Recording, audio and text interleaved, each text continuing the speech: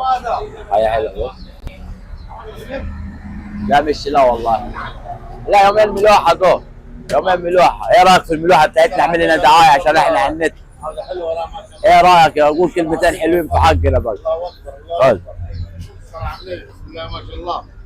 حاجه حلوه الله اكبر. الصلاة على النبي، الصلاة على النبي، الصلاة على النبي. ده المخلي.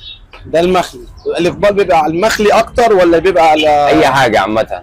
الزبون وخاصه الزبون مقبول في الأصفر. الاثنين، الكبير رنجه مخلي كله موجود. اي حاجه عندنا حلوه. ده الكيلو ده نرغب المخلي اكثر. بيرغب المخلي اكتر. الكيلو المخلي هو نفس السعر بتاع هو عامه بيميز في نفس عادي. السعر بتاع الكبير برضه، لان هو الكيلو ب 300 المخلي، والكبير برضه عامل 300. حاجه حلوه برضه عجالي، هو بسنان برضه. ده المخلي. ده الكيلو ده هو بيخليه بقى لما اللي عايز يشتري الكيلو، اللي عايز يشتري الكيلو زي ما حته واحده كده. ايوه، حته واحده تيجي كيلو 2 كيلو. وده الكبير بقى زي ما انت شايف برضه، حاجه حلوه برضه. ده الكبير ده اللي هي حته 2 كيلو. ده اللي هو بيبقى عليه، ده اللي هو بيبقى عليه اقبال. هو اللي بيبقى عليه كبار. ايوه بيبقى عليه كميه برضه، طلبات برضه، مش اي حد برضه يعني. لكن لو بنتكلم برضو ان هو زي ما شايفين الفسيخ المخلي، وفي ايضا علب اخرى دي بقى فيها. ده النص بقى. دي أنا برضو بتبقى جاهزه النصاص. النص ده حاجه حلوه برضه. النص في برضه الربع عندي.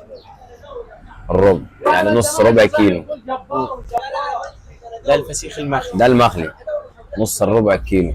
في بقى اللي هو الرنجة، طبعا في منها ايضا مخلي ولا هو بتبقى الرنجة؟ لا الرنجة في مخلي بس حاليا خلصان على ضغط الشغل يعني. بس اللي موجود السليم زي كده 3 يجي كيلو، يعني حاجة حلوة برضه. زي ما بقول كده، دي التسالي. التسالي مزه. المزه. حاجه حلوه يعني. بص السمكه مشكله ببعضيها. ايه يا كذا نوع. حاجه حلوه بتاعت السويس دي. ده شغل البحر. ده شغل البحر. لكن الثاني مثلا بلدي. بلدي اللي زي ده. ده البلدي ده. ده البلدي. دي حاجه اسمها رايه. ده الرايه، ده الفسيخ. البلدي بتاعنا احنا بتاع اسوان ده. بتاع اسوان. ده بتاع اسوان. بص ازاي الحاجه. يعني بص السوا بتاعها ازاي.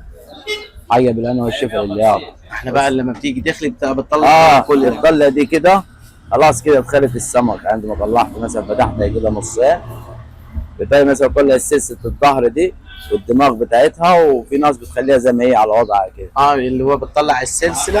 على وضعها بتاكلها نفسي كده.